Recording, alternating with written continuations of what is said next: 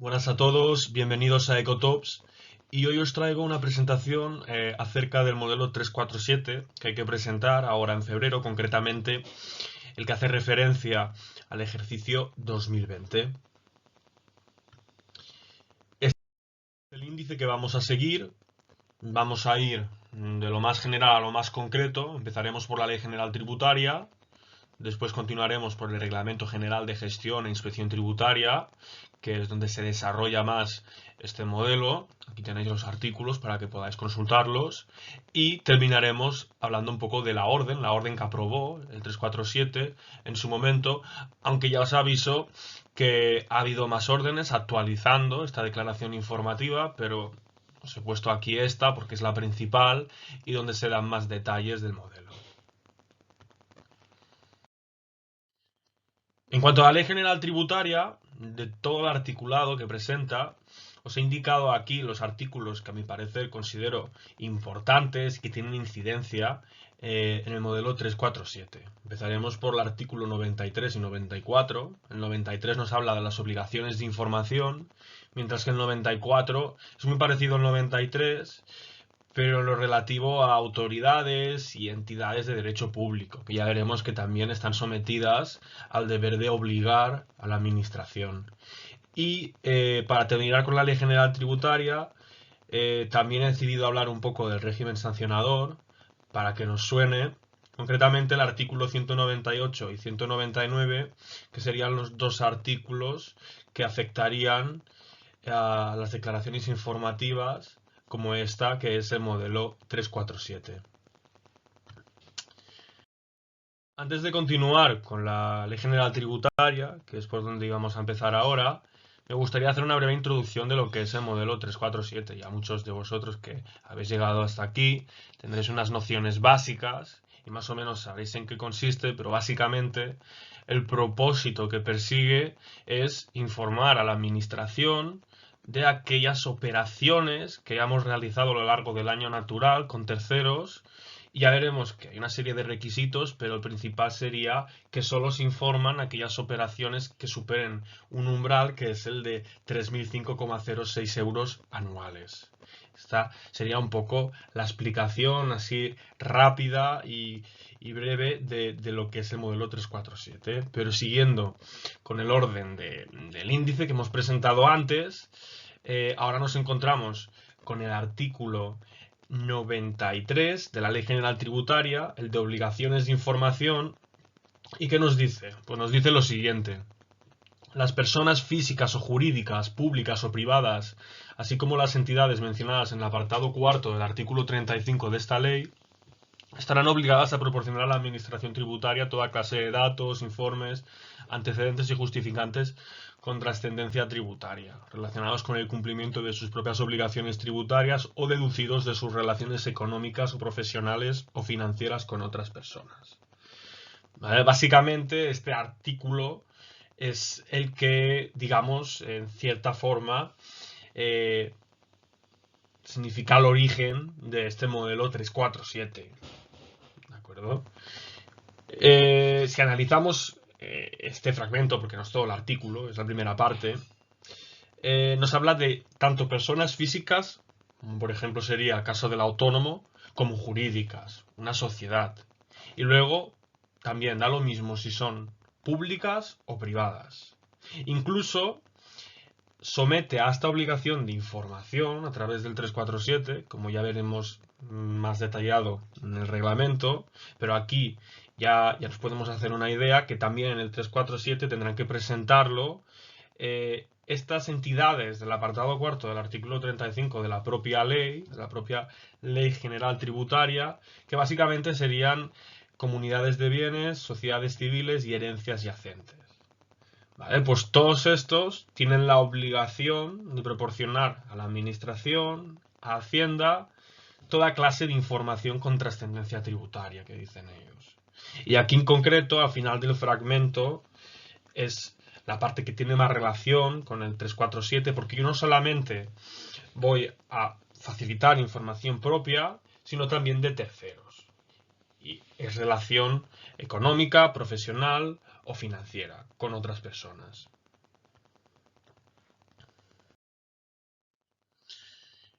El siguiente punto sería el artículo 94, y ya como adelantaba al principio, es muy similar a que acabamos de ver. Aquí también impone este deber a informar, pero se refiere particularmente a autoridades y al final entidades de derecho público, como podéis ver aquí en la slide. Incluso también al final, en otro punto, en el 34.2 concretamente, traslada esta obligación de información incluso a partidos políticos, sindicatos y asociaciones empresariales, con lo cual ya podéis ver que no se salva a nadie. Siguiendo por el artículo 198, aquí ya entramos en lo que son infracciones tributarias, pero no vamos a ver todas, vamos a ver aquellas que puedan tener relación con el 347, y la primera con la que nos encontramos es esa infracción que nos pueden imponer si presentamos fuera de plazo. Ya veremos cuál es el plazo. Si lo hacemos fuera de plazo, la presentación del modelo 347, esto acarreará una sanción. ¿Y cómo se cuantifica esta sanción? Pues lo veis aquí en pantalla. Hay unos mínimos y máximos. El mínimo son 300 euros y el máximo 20.000. Y entre estos límites, la sanción consiste en 20 euros de sanción por dato o conjunto de datos referidos a una misma persona o entidad que esté presentando fuera de plazo. ¿De acuerdo? Sí que hay que añadir a esto, y es importante tenerlo en cuenta, que si se me pasa el plazo, pero me doy cuenta, pues vale la pena presentar y no esperar a que Hacienda me envíe una carta. Porque si yo presento extemporáneamente, pero sin requerimiento previo de la administración, tanto los límites como la sanción de 20 euros por dato conjunto de datos se reduce a la mitad. Con lo cual, el mínimo será 150, el máximo que me podrán poner de multa son 10.000 euros, y en vez de 20 euros por dato conjunto de datos, el cálculo será 10 euros por dato o conjunto de datos. Lo cual, según el tipo de infracción, puede reducir considerablemente la sanción a la que tengamos que hacer frente. Y el otro tipo de infracción, que es la que se tipifica en el artículo 199 de la LGT, es cuando, vale, presento dentro del plazo, pero lo presento con errores u omisiones. Dejo de poner información que tendría que haber puesto y que a Hacienda le interesa. Y aquí, como podéis ver, se complica un poco más, porque directamente me hace una distinción entre magnitudes no monetarias y magnitudes monetarias. Magnitudes no monetarias, ¿qué son?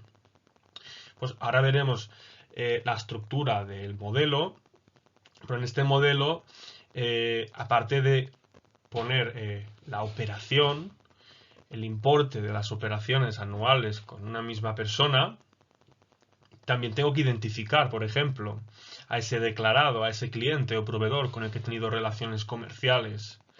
Y tengo que poner datos tales como su nombre, su NIF, su código postal. Pues si cometo un error en estos datos que no se expresan en euros, por ejemplo el NIF, que sepáis que por este tipo de errores hay una sanción que es de 200 euros por dato o conjunto de datos referidos a una misma persona o entidad. El otro supuesto, dentro del artículo 199, concretamente para esta declaración informativa, sería equivocarme, pero en una magnitud monetaria, en los importes, en esos campos que se expresan en euros. ¿Y aquí cómo funciona la sanción? Pues sería esta operación que veis, sería el 2% por el importe de las operaciones no declaradas o declaradas incorrectamente. Pero hay que añadir también que si la incidencia no es tampoco muy importante, digamos que hay una escala que gradúa esta sanción, ¿vale? Y esta escala funciona de la siguiente manera.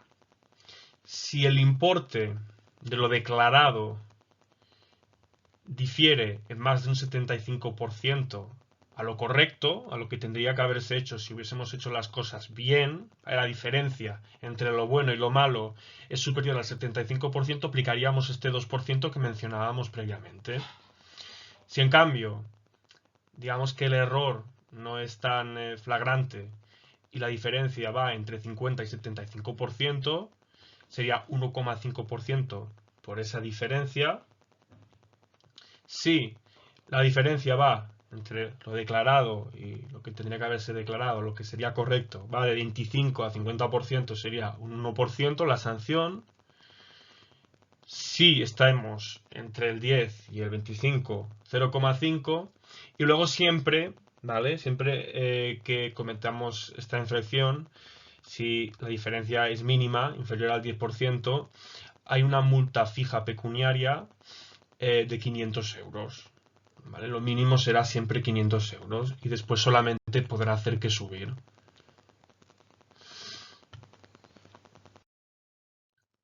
Con esto ya habríamos visto la Ley General Tributaria. Realmente tampoco me quería detener mucho porque aquí no se habla del modelo y yo quiero hablar del modelo, pero sí que creo que es conveniente sacar la colación porque en el reglamento, incluso en la orden, creo yo, hacen mención a estos artículos que hemos visto, sobre todo al 93 y al 94. Con lo cual, si los vemos antes, eso que ganamos. Ahora con el reglamento nos vamos a centrar, vamos a pararnos más, y tendríamos estos artículos. Artículo 31, el 32, el 33, el 34 y el 35. El artículo 31 se titula Obligados a suministrar información sobre operaciones con terceras personas. Y aquí lo que pretende el reglamento, a efectos del 347, porque estos artículos que he mencionado en la slide anterior solo aplican al 347, están pensados para esta declaración informativa.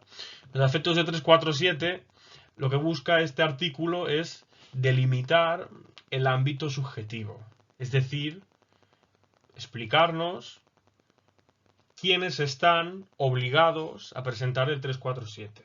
¿Vale? Por lo tanto, es lo que se dice que se hace una delimitación positiva. Se dice quién sí que tiene que presentar el 347. Y son los que tenéis a la derecha listados. Lo que pasa es que en este artículo, digamos que todos estos obligados los saca de otras leyes. Es decir, los primeros que veis aquí los saca del artículo artículo 5.1 de la LIVA. ¿Y qué dice este artículo? Pues este artículo nos define el concepto de empresario o profesional. Por lo tanto, todos aquellos que estén en el artículo 5.1 de la LIVA, es decir, los empresarios o profesionales a efectos de IVA, tendrán la obligación de presentar el 347. ¿Y quiénes son? Pues ya lo hemos avanzado un poco antes. Tendríamos autónomos, sociedades mercantiles, una SL, una SA, por ejemplo, entre otras. Arrendadores, aquí cuidado, ¿no? Porque los arrendadores de bienes muebles o inmuebles, a efectos de IRPF, no serían empresarios o profesionales como tal, pero a efectos de IVA sí que lo son.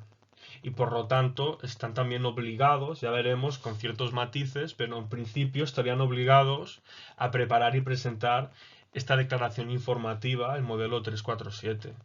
Por otro lado, también tendríamos los promotores inmobiliarios.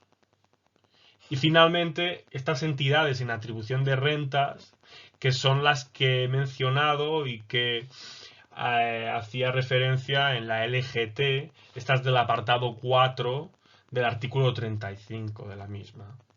Comunidades de bienes, sociedades civiles y herencias yacentes. También estarían incluidas aquí en el saco de los obligados. Pero aquí no termina la cosa.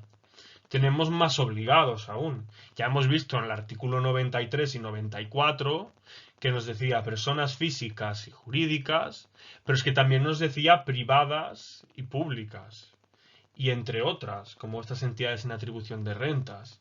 Por lo tanto, en la práctica ya veis que prácticamente todo el mundo tiene obligación de presentar este 347.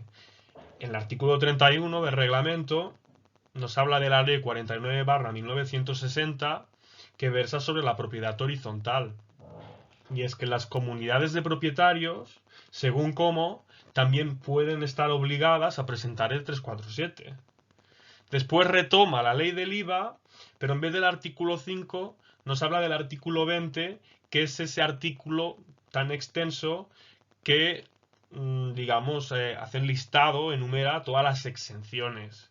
Y nos dice que las entidades de carácter social también tendrían que presentar el 347, pueden estar obligadas.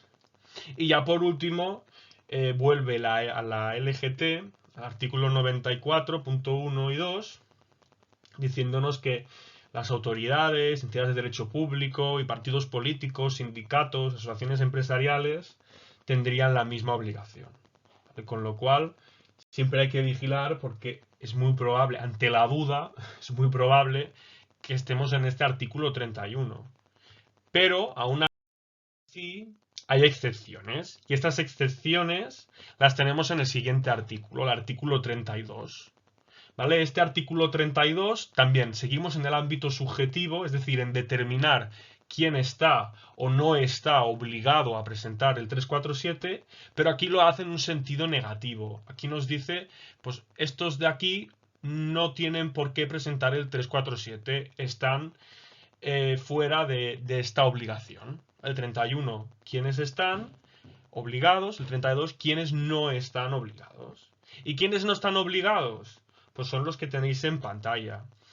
El primer caso que tendríamos aquí serían aquellos empresarios o profesionales, o bueno, sí, empresarios o profesionales, podemos decir, pero que no tengan la sede de actividad económica en territorio español, ni un establecimiento permanente, o en definitiva el domicilio fiscal aquí en España, que no tengan presencia en territorio español. Pues ahora mismo, para poner un ejemplo, estaba pensando en un empresario o profesional que realiza muchas operaciones con proveedores o clientes españoles. No va a tener que presentar el 347 porque directamente este no está identificado ante las autoridades fiscales españolas. Con lo cual no tiene sentido que se preocupe por el 347. Este sería un ejemplo. Segundo caso, de excluidos, de acuerdo con el artículo 32 del reglamento, serían personas físicas y entidades en atribución de rentas, pero cuidado, que antes las hemos mencionado en el 31, y es que no van a estar obligadas a presentar el 347 siempre que cumplan dos requisitos. ¿Qué dos requisitos son? El primero es que estos tributen en IRPF por estimación objetiva, los moduleros que se conoce, y el segundo es que a efectos de IVA tribute por alguno de estos regímenes simplificados que veis en la slide. El régimen simplificado, el régimen de la agricultura, ganadería y pesca o el régimen del recargo de equivalencia. Cuidado que si cumplen estos dos requisitos, en principio no tienen la obligación de presentar el 347 a menos que expidan una factura y esa factura ya veremos el siguiente requisito, que es este límite cuantitativo, supere los 3.005,06 euros. Si yo soy un autónomo que tributa por estimación objetiva en IVA, vamos a poner régimen simplificado, pero como un cliente de los muchos que tengo es un empresario profesional y quiere una factura y yo expido esa factura y resulta que el importe es muy elevado, pues puedo verme en la situación de que, aunque esté dentro de este precepto, tenga que presentar el 347, ¿vale? Por lo tanto, cuidado, sobre todo a estos autónomos que a lo mejor pues, os dicen, no te preocupes, si tributas de esta forma, no hagas caso al 347, no lo presentas y Hacienda tampoco te va a pedir que lo presentes.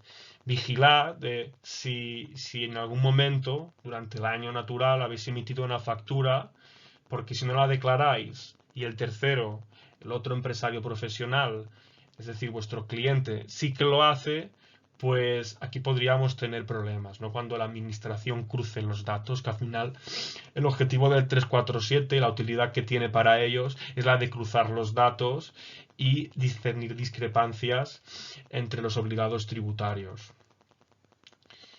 El tercer supuesto de exclusión sería que, vale, yo he tenido mis clientes y proveedores a lo largo del año, he tenido mis relaciones comerciales, pero con ninguna de estas partes, con ninguno de estos terceros, el volumen total de operaciones ha superado este límite que ya he repetido en ocasiones de 3.005,06 euros anuales. A la administración le interesa tener como más información mejor, pero claro, a veces el exceso de información puede ser perjudicial. Es por eso que determinan, que concretan este límite cuantitativo. Si tú durante el año has tenido transacciones con un cliente o proveedor de 100 euros, como digamos que a efectos de importancia relativa es irrelevante para la administración, no le interesa. En cambio, si con otro cliente o proveedor ya ha tenido un volumen de operaciones, no sé, pongamos 10.000 euros en todo el año, ahí ya Hacienda le interesa estudiar y recopilar como más información mejor de estas transacciones porque son más importantes. Aquí, si os fijáis, en la diapositiva hay otra cantidad menor que son 300,51 euros. Y esto, bueno, en la práctica yo creo que difícilmente se ve, porque esto, digamos que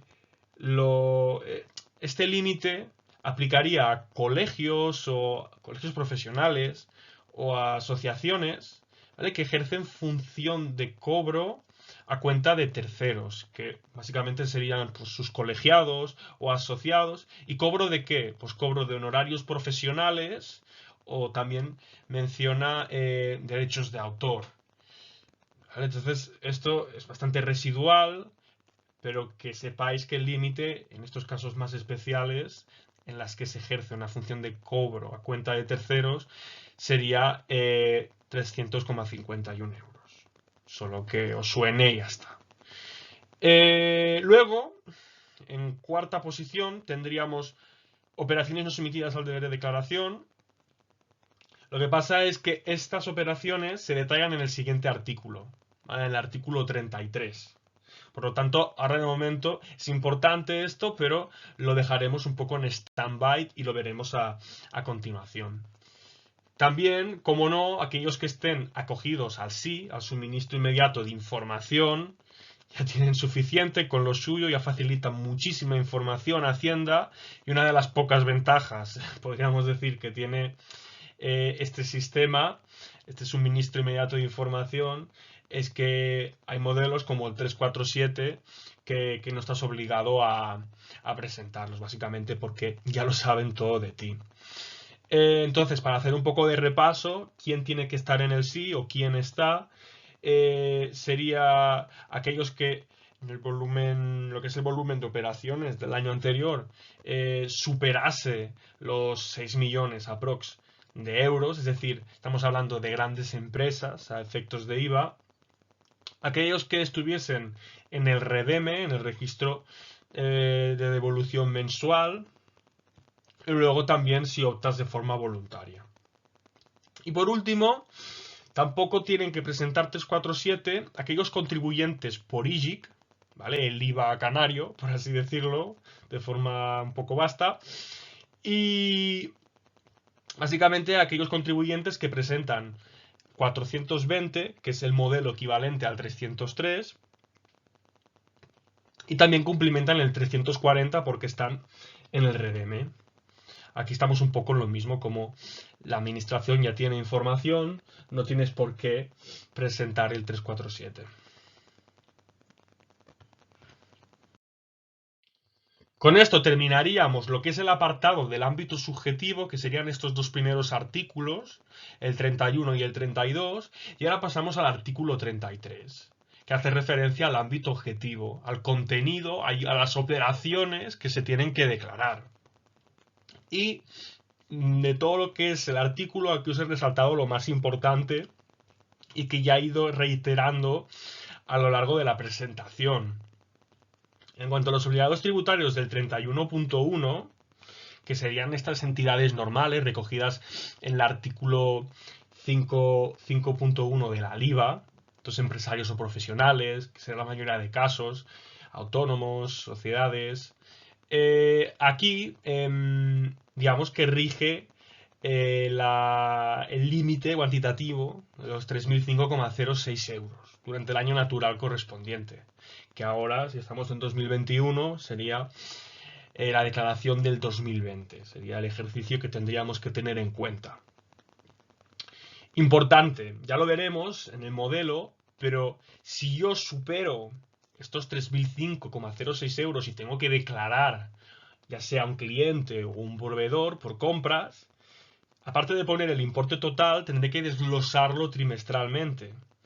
Y esto, cuidado, no puedo compensar créditos. Es decir, si yo a un mismo tercero le he comprado y le he vendido, no puedo hacer ventas menos compras. Tengo que tratar las dos operaciones de forma separada. Voy a mirar primero las ventas, por ejemplo. ¿Las ventas superan los 3.005,06? Las declaro. ¿No superan? No las declaro. Y luego miraré las compras. ¿Las compras superan los 3.005,06? Las declaro. ¿No lo superan? Pues no las declaro. ¿Vale? Básicamente esta sería la idea.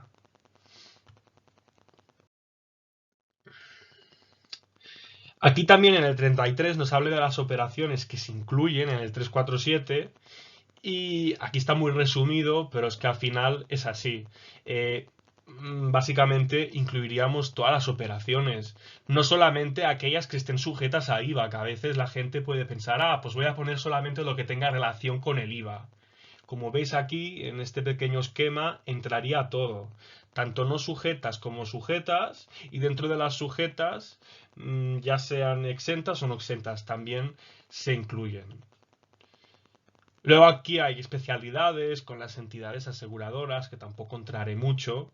Si tenéis dudas o algo, pues me podéis comentar, pero tienen que rellenar el modelo de una forma específica. Y luego esto sí que se puede ver más, el régimen especial del criterio de caja, que con ejemplos ya lo veremos más claro, cómo se tiene que desglosar.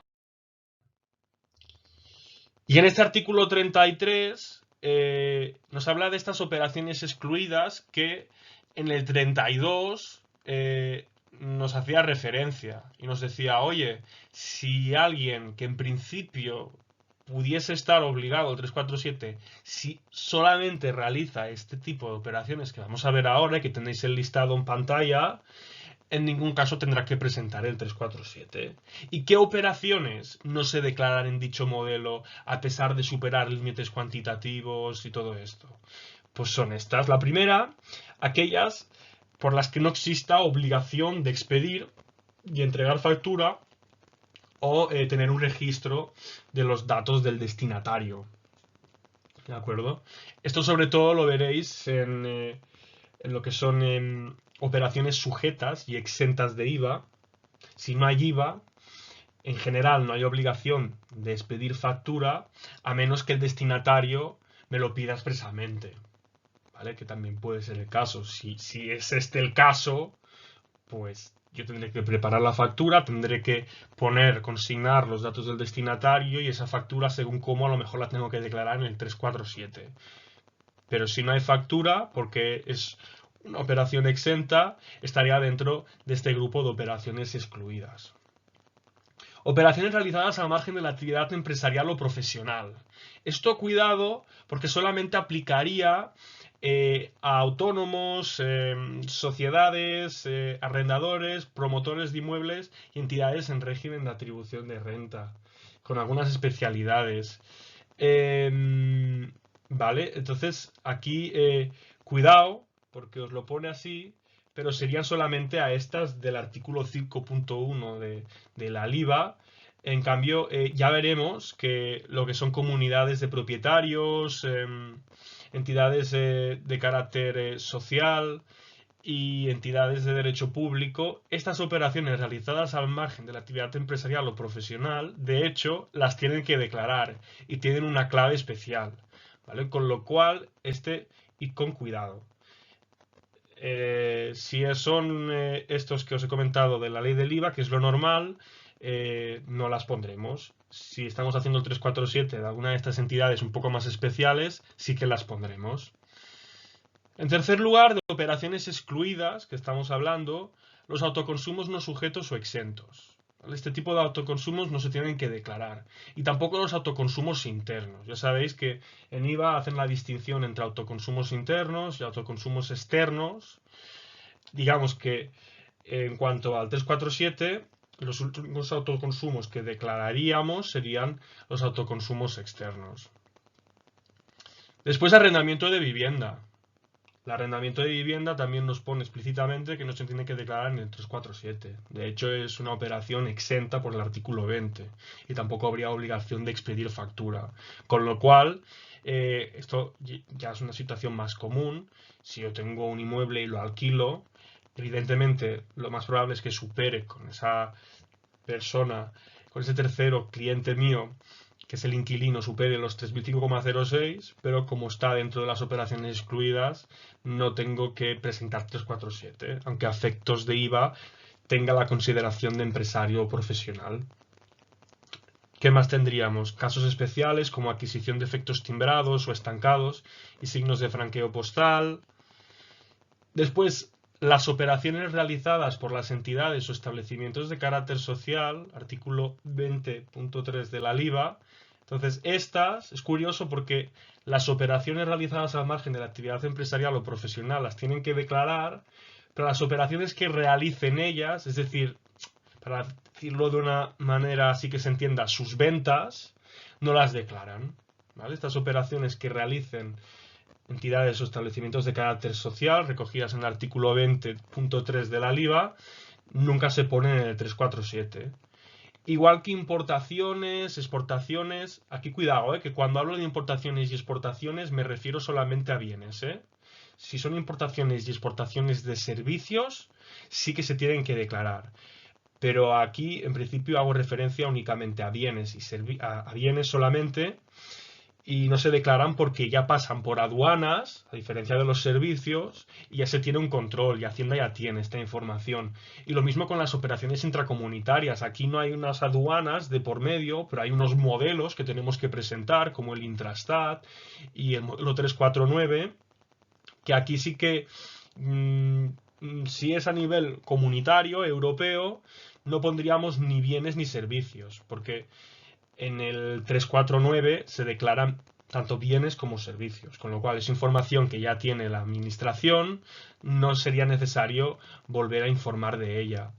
Envíos entre el TAI, que el TAI que es el territorio de aplicación del impuesto, del IVA, es decir, la península más las Islas Baleares. Pues envíos entre este territorio y Canarias, Ceuta y Melilla, tampoco lo incluiríamos estas operaciones en el 347.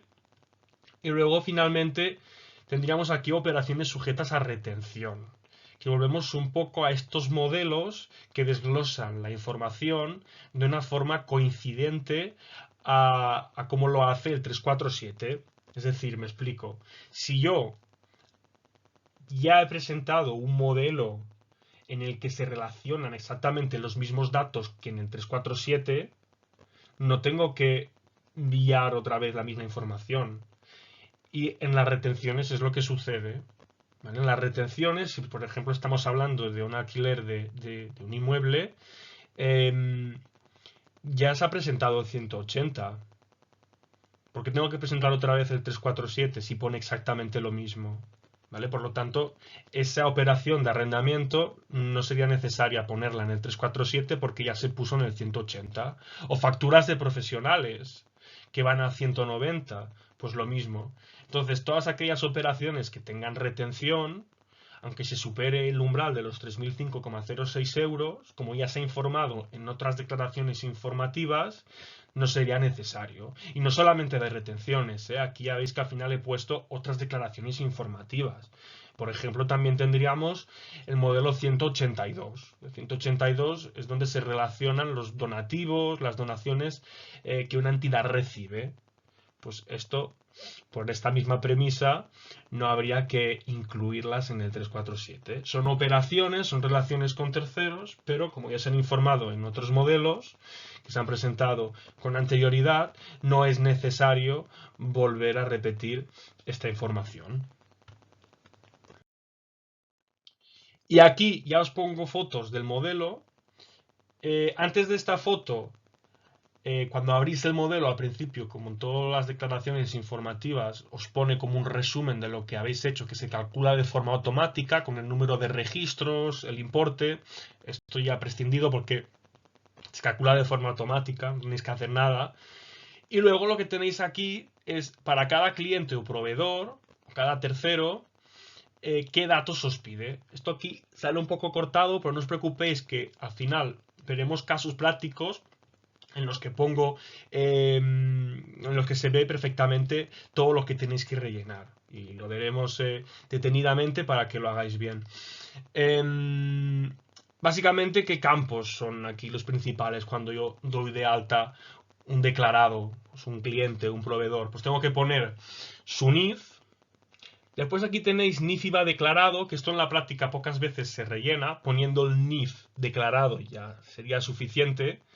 Esto de NIF IVA declarado sería para aquellos empresarios o profesionales que tenemos que declarar, pero no están establecidos en territorio español, ¿no? Por así decirlo. Pero sí que lo están en otro Estado miembro de la Unión Europea y tienen un NIF IVA porque están dados de alta en el registro de operadores intracomunitarios. Entonces, podríamos poner aquí perfectamente su NIF IVA para identificarlo y que la administración tenga constancia. Y ya que nunca he visto que se use, pero también lo tenéis aquí, sería esto que pone NIF del representante legal, que este NIF, digamos, cuando tú tienes relaciones económicas con un menor de 14 años, estos menores de 14 años tienen que tener un representante legal. Os pondrías aquí el NIF de estos. Abajo tenéis el nombre, si es persona física, apellidos y nombre. Y si es persona jurídica, razón social o denominación, no tiene más misterio. Código provincia de su dirección, de dónde está, que esto en la propia factura lo tendríais que, si se ha emitido bien, tendríais que tener ahí todos los datos. Con la factura aquí ya podríais completar la gran mayoría de campos. El código país es una casilla que solamente se habilita si en el código provincia habéis puesto el número 99, que es cuando no hay provincia, no está establecido, es un no residente. No está ni en Barcelona, ni en Madrid, no está en ningún sitio. Pues se tiene que declarar igual. Entonces, para estos casos así un poco más raros, pondríais código provincia 99 y en código país el país donde esté. Pues Estados Unidos, Reino Unido, Francia. Clave operación. Ahora veremos las distintas operaciones que te da a elegir el programa, bueno, el formulario de la agencia tributaria. Luego veis estos recuadros en blanco que cuando vayamos a la parte final, que es casos prácticos varios, ya ahí ya explicaré cuándo se tienen que marcar, se marcan con una cruz y cuándo no. Y después tenéis aquí los importes, las magnitudes monetarias. Y veis que tenemos como dos columnas. Una que pone importe trimestral de las operaciones y otra que pone importe trimestral percibido por transmisiones de inmuebles sujetas a IVA. Que sepáis que si yo vendo un inmueble, es posible que lo tenga que declarar en el 347, pero lo declaro de forma separada y, o sea, digamos que lo especifico en un apartado. Aquí el importe trimestral de las operaciones lo pondría todo, pero lo que es el inmueble lo pondría detallado a la derecha, a la columna de la derecha, para que se vea claro a qué corresponde cada cosa, cada concepto.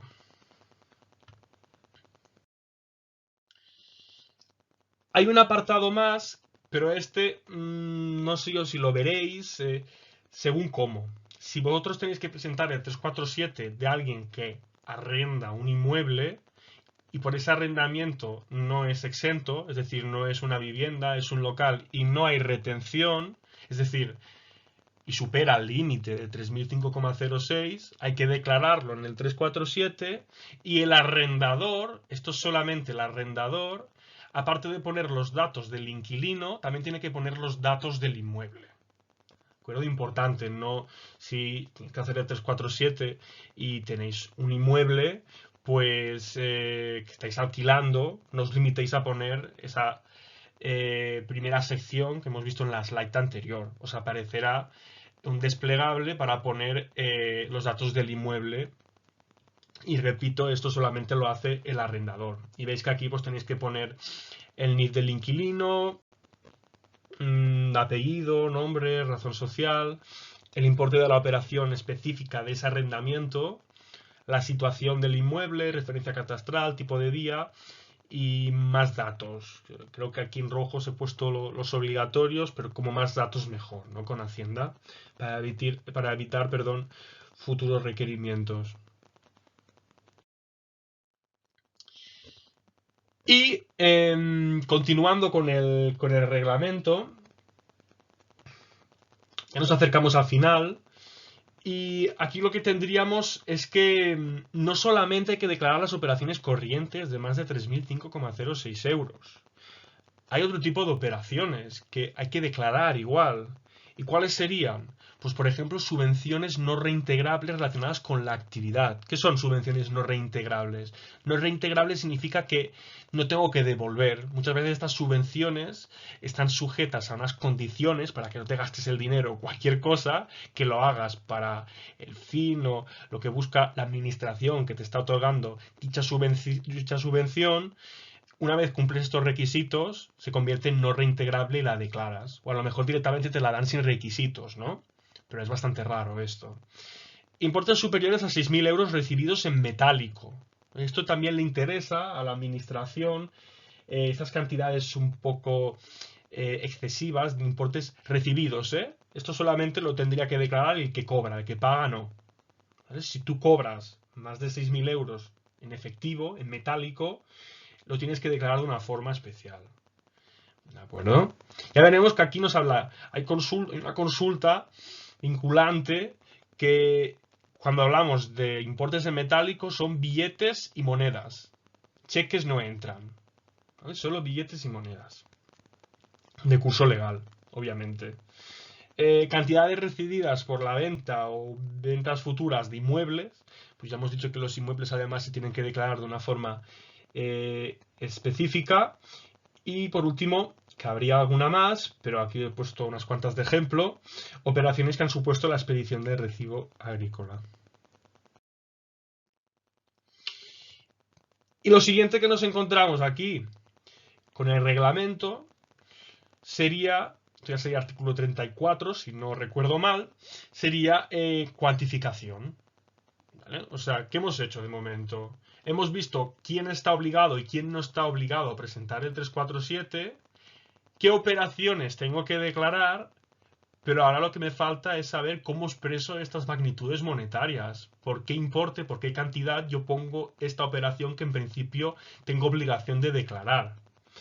Pues esto es interesante porque es la contraprestación total. Es decir, si estamos hablando de operaciones sujetas, no exentas, que llevan IVA, pues yo voy a declararlo todo. La base, el IVA. Y si además pues el destinatario fuese alguien acogido al recargo de equivalencia, este recargo de equivalencia también lo incluiría, porque es la contraprestación total. Si son exentas, pues ahí no habría IVA ni nada. Declararía la contraprestación. Y las no sujetas también, lo mismo, lo que reciba o lo que pague. Y esto sí que hay que tenerlo en cuenta, que al importe total se le detrae, se le resta devoluciones, descuentos y bonificaciones, ¿vale? Se netea por estos conceptos y nada más. Y ahora ya vamos al último artículo del reglamento, que sería el 35, que nos habla de los criterios de imputación temporal. Y aquí veis que lo que nos dice en este artículo, justo en el principio, es que se van a declarar las operaciones cuando se entiendan producidas. Es decir, hace alusión al principio del devengo. ¿Cuándo se devenga una entrega de bienes? Según el artículo 75 de la LIVA. Pues cuando se transmite el poder de disposición. Antes era mío y ahora es tuyo. ¿Y cuándo se devenga un servicio? Cuando se entiende prestado, ejecutado o efectuado. Lo que pasa es que para no complicarnos tanto la vida, en el propio artículo, en el siguiente párrafo, nos dice que al final, en la práctica, uno tendrá que declarar en el 347, en el momento, que aquí estamos hablando del momento, en el que yo tenga anotado en mi libro registro esa factura emitida o esa factura recibida. Entonces, en las facturas emitidas, cuando las tenga anotadas y se hayan liquidado. Y en las facturas recibidas, cuando las tenga anotadas y me haya deducido el IVA. En ese trimestre en el que me haya deducido el IVA es donde la voy a imputar, trimestre y año. En la práctica, quedaros con esto cuando se haga anotación registral, porque aquí os he puesto más criterios de imputación temporal. En la slide anterior eran reglas generales del artículo 75 del devengo, del impuesto, del IVA, y aquí hay reglas especiales que aparecen en el mismo artículo: ventas con pacto de dominio o condición suspensiva, ejecuciones de obra para administraciones públicas, operaciones con comisionistas, autoconsumos, arrendamientos y operaciones de trato sucesivo y pagos anticipados. ¿Vale? O sea, en la práctica no hace falta que os estudiéis el artículo 75. En la práctica es lo dicho, cuando tengáis esa factura anotada registralmente. Puede pasar que tú la tengas en un trimestre y el otro la tenga en un trimestre distinto o incluso en otro año. No pasa nada, que a veces la gente se pone a llamar a su proveedor, a su cliente: oye, ¿tú dónde has puesto esta factura? ¿La has puesto en el 1T? Pues yo también la pongo en el 1T. No hagáis esto porque no es correcto, no es lo que dice el reglamento. De hecho, la administración no quiere que hagáis esto. La administración quiere que declaréis las operaciones en el momento en que las tenéis anotadas en vuestros libros y habéis ejercido el derecho a la deducción. Si yo me la he deducido en el cuarto trimestre y luego ven que la estoy declarando en el 1T, en el primer trimestre, está mal, ¿vale? Con lo cual, no os preocupéis, que a veces pues lo he visto, que la gente se preocupa en exceso. ¿Tú qué has puesto? ¿Lo has puesto en el 1T? Pues yo también lo pongo ahí, aunque la haya puesto en el libro, lo tenga en el 4T. ¿Vale? Vosotros hacedlo como lo tengáis y ya está, no os preocupéis. Y aquí terminaríamos con el reglamento. Y antes de proseguir con la parte práctica, que miraremos preguntas frecuentes y unos casos que he inventado, pues aquí tendríais un poco lo que explica la orden, que no es gran cosa. En 347 os he puesto aquí las claves que he dicho que comentaríamos. ¿Qué claves hay? Vosotros, por norma general, solamente utilizaréis dos: la A y la B. La A es para compras superiores a 3.005,06 euros y la B para ventas. ¿Ok? Después tendríamos la C, que es para estos casos de colegios profesionales, asociaciones, cuando hablamos de honorarios profesionales o derechos de autor que cobran a cuenta de terceros, ¿sabes? Casos más particulares. La clave D solamente la tienen que consignar estas entidades que veis aquí en la descripción: comunidades de propietarios, entidades de carácter social, las del artículo 20 de la LIVA, y pues al final entidades de derecho público, las del 94 de la Ley General Tributaria, y sirve para declarar adquisiciones de bienes o servicios al margen de la actividad que puedan estar realizando, y siempre que sean superiores a 3.005,06 euros. Entonces, si alguien tiene una comunidad de propietarios o una entidad de carácter social, esto sí que habría que mirárselo bien, que no se os pase consignar esta clave si fuese necesario, si se presentase el caso. Luego tendríamos la E, que está como si no existiera, ¿vale? Porque estas son subvenciones. Las subvenciones ya veremos en un ejemplo que se tienen que declarar, pero ya veremos cómo se declara. Esta clave solamente la usan y es exclusiva para las administraciones que otorgan estas subvenciones. Entonces nosotros no la veremos. Esto lo hace el ayuntamiento, la dependencia que sea estatal que otorga esta subvención, auxilia y ayudos, independientemente de su importe, como veis aquí. Y por último tendríamos el caso de las agencias de viaje. Ya sabéis que las agencias de viajes, a efectos de IVA, tienen como un régimen especial. Tendríamos el régimen general, pero después hay un régimen especial y uno de ellos es para las agencias de viajes. Y si emiten o, digamos, tienen operativa y la hacen bajo este régimen, si son ventas consignarían la F y si son compras la G. ¿De acuerdo? Entonces, esto solamente sería para las agencias de viajes. Por eso os digo que en la mayoría de casos, las únicas claves que, una vez ya hemos hecho un repaso de todas las que hay, las únicas que se ven son las dos primeras, la A y la B. El resto es, puedes tener algún caso, pero muy esporádico. Plazo de presentación, tenemos todo el mes de febrero, pero ¿qué es lo que pasa este 2021? Que hay que declarar el 347 del 2020. Que el 28 de febrero, último día, este año no es bisiesto, coincide en domingo, con lo cual se trasladaría al siguiente día hábil, ¿no? De acuerdo con la ley de procedimiento administrativo común y lo que dicta siempre en la presentación de estos modelos ante Hacienda. Cuando cae en fin de semana o día festivo, pues se pasa al siguiente.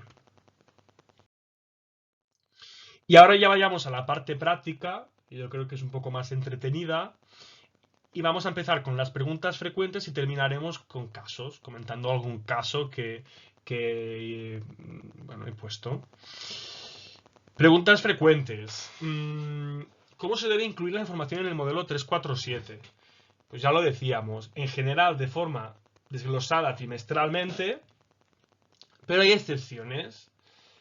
Estas cantidades percibidas en metálico que decíamos que se declaran siempre que superen el umbral de 6.000 euros, como veis aquí, que os he puesto una foto, no está por trimestre, se pone el total del año, y lo mismo con el criterio de caja, que lo veremos en uno de estos casos que he ideado. Estas de criterio de caja no tendrían que ponerse por trimestre, se pone todo lo que se ha devengado en función de ese criterio durante el año natural. ¿Cómo se declaran operaciones en las que posteriormente existan devoluciones, descuentos, bonificaciones o modificaciones de la base imponible? Nos dice, estas circunstancias modificativas, ya hemos dicho que hay que reflejarlas en el 347. Yo al importe total le tengo que restar descuentos, bonificaciones, devoluciones. Esto es lo que nos dice en los artículos del reglamento. Y nos dice que si no se produce en el mismo momento que la operación principal, por ejemplo, en otro trimestre, pues se pone en otro trimestre y ya está. O sea, yo perfectamente puedo tener una compra de 5.000 euros, pongamos, en el 1T y después en el 3T, por el motivo X que sea, que me apliquen un descuento. Pues ese descuento lo pondré en el 3T y en el 1T tendré la operación principal. Se puede hacer así perfectamente, no hay ningún problema. ¿Pueden declararse importes negativos en el 347? Sí, tampoco hay problema para declarar importes negativos. Al final, el programa, a la hora de validar, lo que tiene en cuenta es el valor absoluto. Le da igual el signo. Tú lo pondrás en negativo, pero si ese importe negativo en términos absolutos supera los 3.005,06, por ejemplo, menos 4.000, una devolución, pues se declara. Si en vez de menos 4.000 es menos 2.000, aquí ya no.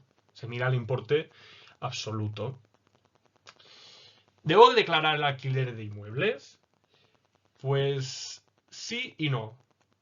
¿Cuándo no voy a declararlo? ¿O cuándo no voy a declararlo? Que es lo que contestan aquí esta pregunta. No lo declararé cuando esté exento o tenga retención. O al revés, ¿cuándo lo tendré que declarar? Cuando no esté exento, en vez de una vivienda lo que estoy alquilando es un local y tampoco me estén reteniendo porque esté exonerado de retención, por ejemplo. Si tenemos una empresa como cliente y como proveedor, debemos sumar las dos condiciones para llegar a los 3.005,06 euros. Pues eso también lo hemos dicho ya en reiteradas ocasiones. Lo trato como operaciones diferentes, como si fuesen terceros distintos, el de la compra y el de la venta. No se admite la adición o compensación de créditos. ¿Los anticipos se declaran?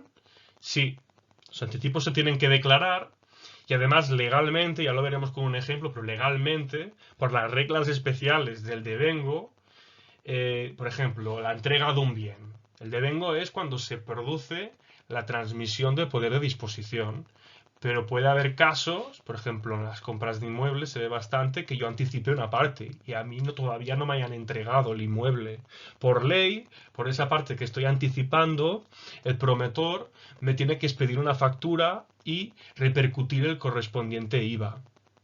Entonces yo esa factura, ese anticipo, lo tendré que declarar en el 347, siempre que supere los 3.005,06 euros que se va repitiendo siempre en las contestaciones de Hacienda.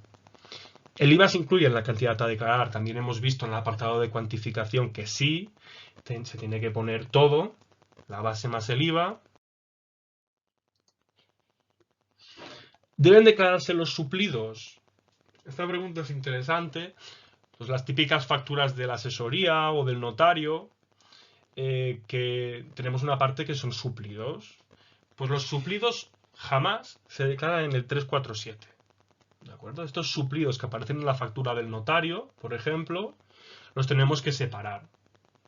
Entonces, si la factura del notario son 5.000 euros y dentro de estos 5.000 euros hay 500 de suplidos, yo lo que declararé será 4.500. Los 500 restantes como si no existieran, porque los suplidos, como veis aquí en la contestación, no tienen consideración de operaciones económicas y por lo tanto no se declaran en el 347. ¿Cómo se declaran las facturas en las que se produce la inversión del sujeto pasivo? También lo veremos con un ejemplo, pero al final, aquí cuidado, porque he dicho el IVA, siempre incluid el IVA.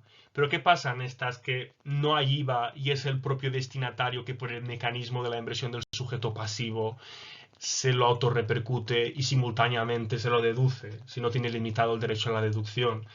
Pues aquí en estos casos, cuidado, que serían los del 84, artículo 84 de la ley del IVA, que nos habla de la inversión del sujeto pasivo. Cuidado porque es la contraprestación, lo que aparece en la factura.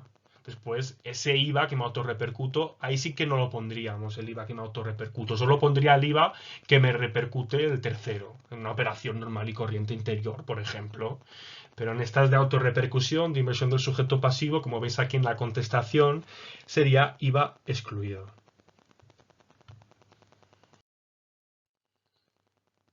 Y creo que esta ya es la última.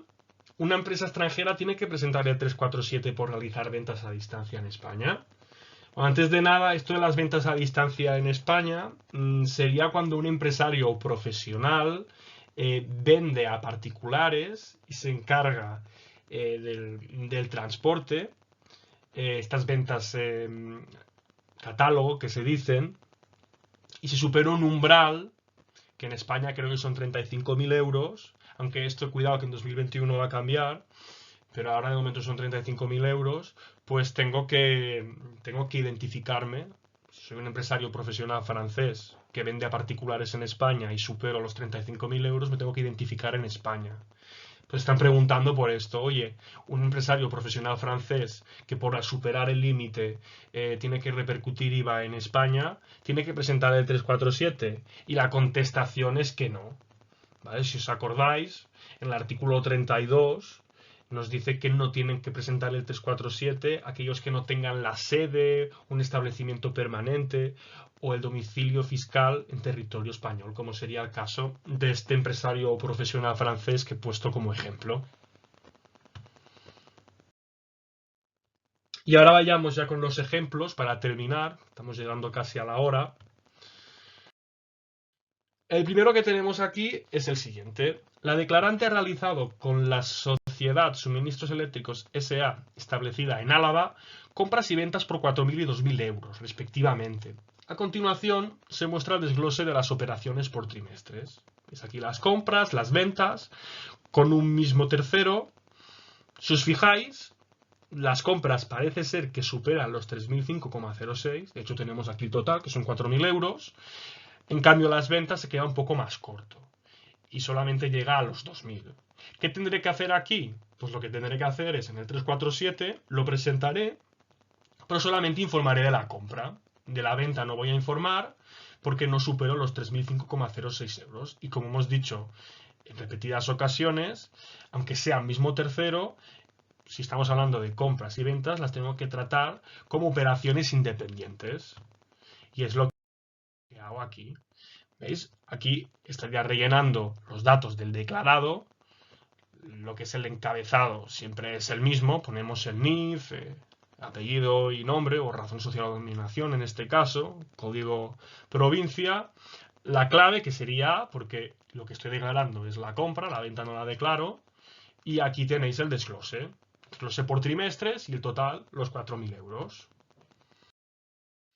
Vayamos con el segundo caso, un poquito más largo este, pero veamos. La declarante es una promotora que ha vendido un inmueble a una entidad sin ánimo de lucro con domicilio en Albacete, que se llama ICEDE.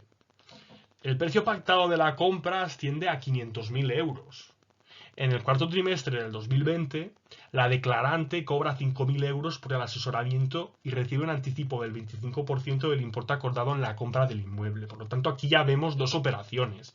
5.000 euros por asesoramiento, por este servicio que ha prestado la promotora, y después el anticipo, los 25% de 500.000 euros.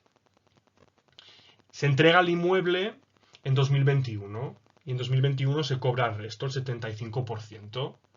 ¿Cómo tendríamos que declarar esto? Pues aquí veis lo de arriba, que siempre se repite con los datos del ejemplo, código provincia. Clave operación sería B, porque estamos haciendo el 347 del vendedor, de la promotora. ¿Y qué ha hecho esta? Pues lo que ha hecho es 5.000 euros. 5.000 euros de asesoramiento en el 2020 y ha recibido un anticipo en 2020. Un anticipo del 25% de 500.000 euros, que es lo que han pactado por la compra del inmueble. Entonces yo en importe trimestral de las operaciones pondré los 5.000 más los 125.000, es decir, un total de 130.000. Pero después, a la derecha, tendré que poner solamente lo relativo al inmueble, que sería los 125.000. ¿De acuerdo? Y aquí, si os fijáis, es otra vez artículo 35 de imputación temporal. Yo en 2020 no había vendido todavía, no se había producido esa transmisión del poder de disposición. Pero como ha habido un adelanto, un anticipo, pues teniendo en cuenta las reglas especiales del devengo, tengo que emitir factura y también se declara en el 347. Tercer ejemplo, veremos unos cuantos. La declarante compra mascarillas por valor de 3.500 euros a un proveedor acogido al régimen especial del criterio de caja. El proveedor tiene su sede en Madrid y se llama Utensilios Sanitarios SL. Tenemos el desglose por trimestres de las compras, 1, 2, 3 y 4T. Y además, como dato adicional, nos dice que en 2020, que es el ejercicio que estamos declarando, la declarante ha pagado 1.700 euros a este proveedor que está en el régimen especial del criterio de caja, que vemos aquí en el enunciado. ¿Cómo tendría que declararse esto en el 347? Pues como veis aquí, en clave de operación pondría la A, la de compra, superior a 3.005,06 euros. Y si os fijáis aquí ya marco con un tic, estas casillas, estos recuadros en blanco que comentaba antes, marco el de operación y la de caja. Y esto lo tendrá que marcar tanto quien esté acogido al régimen especial del criterio de caja y realice sus operaciones, como los destinatarios de estas operaciones. Aunque yo no esté en el criterio de caja, que cada vez hay menos, si mi proveedor lo está, me arrastra y yo también tendré que marcar, como es el caso, porque estoy comprando aquí, comprando a un proveedor en régimen especial del criterio de caja, me arrastra y tendré que marcar también la casilla, aunque yo no esté dado de alta de este régimen. Y aquí es lo que os decía, que es una de las excepciones al desglose trimestral. Si yo estoy tratando con alguien que está en criterio de caja, no voy a poner los importes por trimestres. Pondré el total, pero con la siguiente particularidad. Y es que si os fijáis, tengo rellenadas dos casillas. La de la izquierda abajo, que es importe anual de las operaciones. Este sería el importe de las operaciones de acuerdo con el principio general del devengo, la regla general, que son los 3.500 que veíamos en la tabla desglosados por trimestres. Pero si os fijáis, si recordáis, al final del enunciado decía que en 2020 de todo esto se había pagado 1.700, criterio de caja. Pues tendría que ponerlo aquí también. Tendría que poner por el criterio normal y por el criterio de caja. Otro ejemplo más, durante 2020, la declarante vende a la sociedad civil Rogelio y Cía, sociedad civil particular, radicada en Zaragoza, ordenadores y otros equipos informáticos por 9.000 euros. Tenemos la distribución de las facturas por trimestres, 2.500, 2.000, 2.500 y 2.000. Todo esto en 2020, 9.000 euros. Superamos los 3.005,06. Pero, aquí como no, también os he puesto otra peculiaridad, y es que en este año que estamos declarando, en el 2020, la declarante cobra 7.000 euros en efectivo, en metálico, correspondientes a facturas que se declararon en el 347 del 2019. ¿Cómo tendría que reportarse esta información? Pues como tenéis aquí en pantalla, estoy haciendo las ventas. ¿Y qué estoy vendiendo? Estos ordenadores y equipos informáticos. En importe trimestral de las operaciones pondré las facturas del 2020, de acuerdo con el principio del devengo, principio general. Pero si os fijáis, abajo de todo, tengo el importe percibido en metálico. ¿Vale? Este importe percibido en metálico, como he superado los 6.000 euros, lo tengo que poner y, aunque sea del año pasado, yo lo pongo en el 2020, pero después en la casilla de ejercicio pongo el año de donde viene, que sería 2019. Y tendría que indicarlo de esta forma. Más ejemplos, la declarante compra en el 1T, en el primer trimestre, un terreno rústico valorado en 100.000 euros. La parte vendedora es la sociedad colectiva Baltar Agrícola SC, situada en Orense, que renuncia a la exención del IVA. Ya sabéis que estas entregas de segundas o ulteriores entregas o entregas de terrenos rústicos están exentas de IVA, pero si el destinatario es un empresario profesional, puede renunciarse a esa exención. Lo que pasa es que si se renuncia a la exención y por lo tanto la operación está sujeta y no exenta de IVA, se produce también la inversión del sujeto pasivo. Es un poco complicado, pero bueno, aquí la cosa es que veáis estos supuestos del artículo 84, cómo tendrían que declararse en el 347. Y son los que tenéis aquí. En clave de operación estamos haciendo el 47 del comprador, ¿vale? Pondríamos la clave de operación A y marcaría la casilla de inversión del sujeto pasivo. Y luego los importes, que como es todo en el 1T, pongo aquí el total los 100.000. Cuidado con esta casilla, porque esta casilla solamente la tiene que marcar el destinatario de la operación, el que compra, y en este caso es el que compra y tiene que realizar él mismo la inversión del sujeto pasivo. El vendedor no lo va a hacer así, no va a marcar esta casilla, ¿vale? Esta casilla de operación con inversión del sujeto pasivo únicamente el destinatario de esta operación en la que aplica la inversión. La declarante regala unos materiales que no tiene previsto usar a la compañía onubense Elevadoras Ascensión SCOM. A efectos de IVA, la declarante emite una factura por un monto total de 8.000 euros. La transacción se produce en el 3T. Este es un ejemplo muy sencillo. ¿Veis? Lo que es la cumplimentación no tiene nada en especial, no estoy marcando ninguna casilla de estas raras. Pero si os fijáis, es un regalo. Es un autoconsumo externo.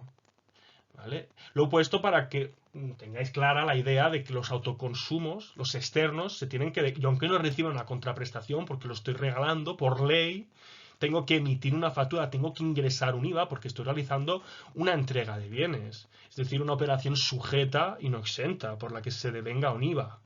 ¿Vale? Aunque el cliente o el destinatario, en este caso, no me pague nada, pues tendrá que salir de mis bolsillos este IVA.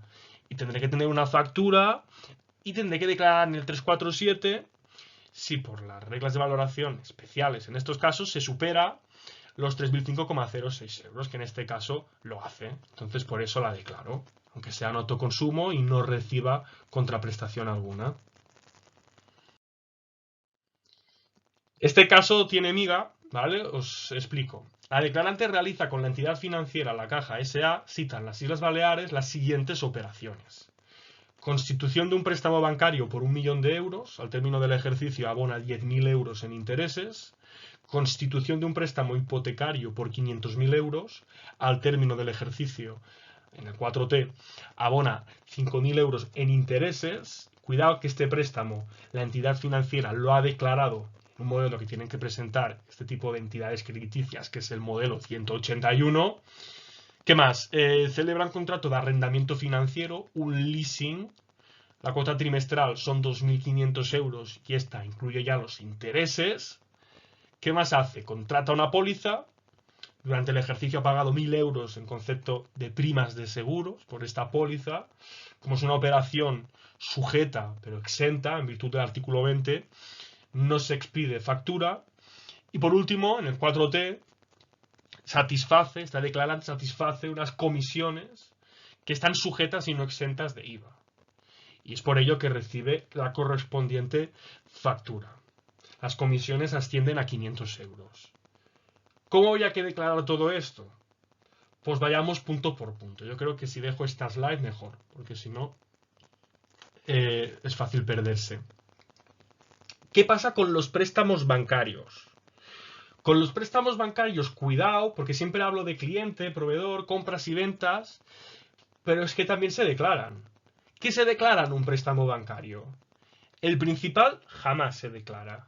Lo único que se declara son los intereses. Es decir, yo tendría que declarar estos 10.000 euros en concepto de intereses que estoy pagando a mi proveedor, podríamos decir, que es la Caja, por esta operación, por esta relación económica, comercial que estamos teniendo. Porque es mi prestamista y yo el prestatario. ¿Qué sucede con los préstamos hipotecarios? Que no es lo mismo que un préstamo estándar, un préstamo bancario. Estos no declararía ni el principal ni los intereses. ¿Por qué? Porque estamos en las mismas. Como hay un modelo informativo 181 donde ya se detalla esta información con pelos y señales, pues no sería necesario volver a presentarla. Con lo cual, respecto a los préstamos hipotecarios, me puedo despreocupar. Leasings, arrendamientos financieros. ¿Cómo declaro esto? ¿Declaro los intereses? ¿Lo declaro sin los intereses? Pues aquí se declara todo, incluso los intereses, toda la cuota. Es decir, los 2.500 euros por trimestre que veis aquí, íntegros. Contrata una póliza. Estas primas de seguros que pago no las declararía en este caso, porque no tengo la factura correspondiente, y aunque la pida tampoco me la darían, porque es uno de los pocos casos que no están obligados a expedir factura aunque el destinatario la exija. Entonces, para estos casos, lo que vamos a encontrar siempre es que no tendremos factura y en ningún caso pues habrá que declarar estas operaciones en el 347. Y finalmente, en el 4T, comisiones. Comisiones sujetas y no exentas de IVA. Tengo mi factura y se declararían también. Con lo cual, la cosa quedaría de la siguiente manera. En los 4 trimestres tengo la cuota del leasing, del arrendamiento financiero, por 2.500 euros. Y en el 4T veis que son 13.000. ¿De dónde salen estos 13.000? Pues serían los 2.500 del leasing del cuarto trimestre, más los 10.000 de los intereses del préstamo bancario, más los 500, que harían ya 13.000, de las comisiones que también son del 4T. El total sería 20.500 euros y ya veis que lo tengo aquí desglosado. Esto es importante porque a veces a la gente se centran los clientes y proveedores, que es lo normal, pero hay otras operaciones, como estamos viendo ahora, que también son susceptibles de declaración y no podemos obviar. Vamos con otro ejemplo. Este también es bastante especial, pero quería comentarlo para ver todas las posibilidades que tiene el modelo. La declarante es una fábrica que se dedica a la producción de vino y vende su producto en otra fábrica en Granada denominada Vinos Espumosos, SL. El total de operaciones del año asciende a 75.000 euros. Las ventas están exentas de IVA al circular las mercancías en régimen suspensivo. La distribución de las ventas es la siguiente: 20.000, 15.000, 10.000, 30.000. ¿Vale? ¿Aquí qué hay de raro? Pues aquí a lo mejor un concepto así raro que algunos de vosotros no conoceréis es esto del régimen suspensivo, ¿no? Que suena un poco a chino. Pues el régimen suspensivo donde se ve más es en los impuestos especiales. Ya sabéis que hay unos productos que per se, aparte del IVA, tienen unos impuestos especiales que los gravan. Por ejemplo, el vino, sería esta situación, pero hay más, ¿no? La cerveza, otros alcoholes, tabaco, hidrocarburos. Ya son este tipo de productos que tienen un gravamen extra, un impuesto especial. Pues estos productos pueden viajar en régimen suspensivo. ¿Qué significa? Que se pueden mover de un sitio a otro, pero, digamos, por cambiar de manos, no se devenga ni el IVA ni el impuesto especial. ¿Y cuándo sucede esto? Pues así, resumiéndolo mucho, régimen suspensivo sería cuando se mueven mercancías entre fábricas, que sería nuestro caso, o de una fábrica a un depósito fiscal. Entonces, ¿por qué explico todo este rollo? Porque si tuvieseis el caso, que lo dudo, pero bueno, si os fijáis, parece todo normal, pero en los recuadros estos en blanco, a la derecha, tenéis este, que apenas o casi nunca lo he usado en la práctica, que sería para estos bienes vinculados o destinados a vincularse a un régimen de depósito distinto del aduanero, que sería este régimen suspensivo que comentábamos. Y lo demás sería exactamente igual que hemos visto antes. Clave de operación B, porque estamos haciendo ventas, el desglose por trimestres y el total. Y arriba todos los datos cualitativos de lo que la identidad del declarado. La declarante contratado los servicios de gestoría a la asesoría GB en Barcelona. La distribución de los pagos es la siguiente: 4.000, 3.000, 2.000 y 1.000. Pero si os fijáis, en el 1, en el 2 y en el 3T estamos hablando de honorarios, mientras que en el 4T lo que tenemos aquí son suplidos. ¿Y qué hemos dicho de los suplidos? Que los suplidos nunca los ponemos en el 347. Es por eso que si me voy al modelo que he rellenado, veréis que tengo rellenados el 1, el 2 y el 3T, pero el 4T, como es exclusivo de suplidos, aquí no tendríamos que poner nada. La declarante es una agencia de viajes que vende un tour a la sociedad Trotamundos SL domiciliada en Girona. La factura se emite en el 2T por 5.500 euros bajo el régimen especial de las agencias de viajes. Pues que tendríamos aquí exactamente igual a los demás casos, lo único que cambiaría aquí es la clave de la operación, que ya os he dicho que las dos últimas, la F y la G, son para las agencias de viajes. La F, ventas, bajo este régimen especial, que en la propia factura os aparece, la mención, y las compras sería la clave G. Lo demás, exactamente igual. Supera los 3.005,06 euros, el desglose por trimestres, aquí solamente hay operación en el 2T con este cliente, entonces no habría que hacer nada más. En 2019, la declarante compró botellas de oxígeno a la entidad murciana O2 SA. En el 3T del 2020, esto pasa a menudo, empresas que se dedican a comprar estas botellas, las devuelven. Ya he aprovechado el oxígeno o el material que lleve dentro, ya para qué quiero tener aquí las botellas que no son baratas además.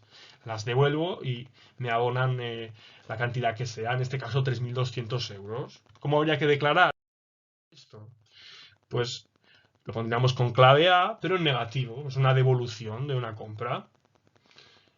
Ya veis que lo puedo poner en negativo sin ningún problema y debo ponerlo, declararlo, porque supera los 3.005,06 euros en términos absolutos.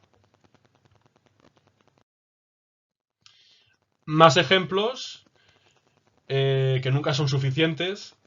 A principios de 2020, la declarante recibió una subvención no reintegrable de 30.000 euros por parte del Ayuntamiento de Málaga y una donación de 5.000 euros por parte de un empresario declarada, en el modelo 182, esta donación. ¿Qué es lo que haría aquí sin mirar? La subvención la tengo que declarar, pero la donación no, porque ya aparece en un modelo en el que se desglosa la información de forma coincidente con el 347, que sería el 182. Entonces, yo por esta subvención que he recibido del Ayuntamiento de Málaga, la declaro aquí en el 1T, en el 30.000 euros. Las subvenciones estos del artículo 35, imputación temporal, se declaran cuando, digamos que la regla general es que se declaran cuando recibo la orden del cobro, pero si no hay orden de cobro, cuando se produzca la transferencia, básicamente. Y si os fijáis, aquí otra cosa especial a comentar es la clave de operación. No pongáis esa que hemos visto que está solamente destinada a aquellos que satisfacen, que otorgan subvenciones, que solo pueden usar las administraciones, os dará error. Si yo soy una entidad normal y corriente, como sería nuestro caso, yo las subvenciones que reciba las voy a poner como clave de operación B, como si fuese una venta. Al final no deja de ser un ingreso. ¿De acuerdo? A lo largo del 2020, una comunidad de propietarios, aquí cuidado que es de estas entidades un poco raras, ¿no? Comunidades de propietarios, entidades de carácter social, ha tenido los siguientes gastos que tenemos que ver si se declaran en el 347 o no. Tendríamos 6.200 euros en concepto de electricidad, 3.400 en concepto de suministro de agua y 4.700 euros en concepto de mobiliario no relacionado con la actividad, y la razón social del proveedor es esta y se encuentra en Valencia.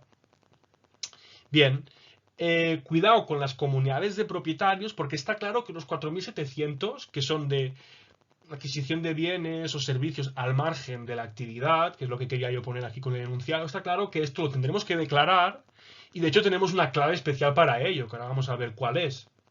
Por si alguien no se acuerda, ahora la veremos, no hay ningún problema. Pero si yo tengo facturas de la electricidad, yo que sé, Endesa o del agua, aquí en Barcelona, pues de Aguas de Barcelona, no las voy a declarar, aunque supere los 3.005,06. Porque si os vais al reglamento, nos dice que estas entidades especiales, por ejemplo, en el caso de comunidad de propietarios, no se declaran esto, suministro de electricidad o combustibles relacionados con las zonas o elementos comunes, tampoco suministro de agua relacionado con elementos y zonas comunes, ni aquellos contratos de seguros, pólizas que afecten a estos elementos, zonas que los comuneros tengan en proindiviso. Entonces, cuidado si tenéis esto, comunidad de propietarios o entidades de carácter social, porque ya administraciones, esto lo dudo mucho que alguien esté viendo esto para hacer el 347 de una administración. Si tenéis estas más raras, comunidad de propietarios y entidades de carácter social, vigilad porque tienen sus particularidades, ¿vale? Y una de estas particularidades son estas. De todas formas, si tenéis alguna duda o algo, en el apartado de comentarios pues, podéis poner ahí lo que queráis y lo miramos entre todos y vemos a ver si hay alguna solución. ¿Veis? Entonces yo aquí al final me limitaría a poner la adquisición de ese mobiliario y ya está. No pondría nada más. Y la clave de operación que sería la D, importante. No pondría la A, que también es de compra. Tendría que poner la D porque se realiza al margen de la actividad, como hemos puesto en el enunciado. Y para terminar, ya es que ya me quedo sin aliento, ya es el último. La declarante es una herencia yacente. Aquí he puesto herencia yacente, me he complicado un poco la vida, pero es un poco también para recordar que este tipo de entidades tienen que presentar el 347. Pues es una herencia yacente, perdón, que tiene un inmueble alquilado en Cáceres. El alquiler está exonerado de retención. El inquilino es la sociedad ABC SL y utiliza ese inmueble como oficinas. No es en calidad de vivienda, sino que es una oficina habilitado para ello. La renta mensual asciende a 1.000 euros. ¿Esto lo declararía? ¿No lo declararía? Primero, no es una vivienda, entonces parece ser que sí, pero luego tengo que mirar la retención. Y veo que no hay retención. Entonces sería uno de estos supuestos en los que el arrendador tiene que declarar ese alquiler, y no solamente el alquiler, sino también la situación del inmueble. ¿Veis? Aquí primero lo que hago es poner, como hemos hecho en todos los casos anteriores, el inquilino y básicamente, fijaos que marco la casilla de arrendamiento local negocio. Esta casilla la marca tanto el arrendador como el inquilino. Lo que pasa es que, ya lo he dicho, pero lo repito, si no ha quedado claro. Después el arrendador tendrá que cumplimentar el apartado de inmuebles. Aquí en importe trimestral de las operaciones, como son 1.000 euros mensuales, pues 3.000 por trimestre. Cuidado que si aparte del alquiler tengo más operaciones de ingreso, en este caso de venta con la sociedad ABC, tendría que poner todo aquí. Ya sea ventas, tendría que poner todo. Y es en el siguiente apartado en el que yo lo desglosaría. ¿Vale? Pongo aquí importe de la operación, situación inmueble 3. Aquí es donde pongo todos los datos. ¿De acuerdo? NIF arrendatario. Si hubiese algún esto, aquí en importe de la operación pondría lo que es el alquiler y luego si hay dentro del alquiler hubiese algún concepto accesorio, pero que no está en el contrato como tal, ya lo pondría en el otro apartado. Aquí solamente el importe de la operación relacionado con el inmueble. Y nada, y aquí pues todos los datos. Importante no olvidaros de rellenar estos campos. Y aquí terminaría la presentación del 347 del 2020. Espero que bueno, os haya servido, que desde Cotos pues, os hayamos ayudado con el 347. Y vuelvo a decir lo mismo, si tenéis cualquier duda o algo, antes de hacerlo mal o quedaros así con la duda, pues lo podéis poner perfectamente en los comentarios y seguro que entre todos tenemos las herramientas suficientes para esclarecer todos aquellos problemas o cuestiones que tengáis y así poder presentar correctamente el modelo 347 y ahorrarnos sustos con Hacienda lo máximo posible. ¿De acuerdo? Pues nada, os veo en los comentarios y muchas gracias por vuestra visita. Que vaya bien.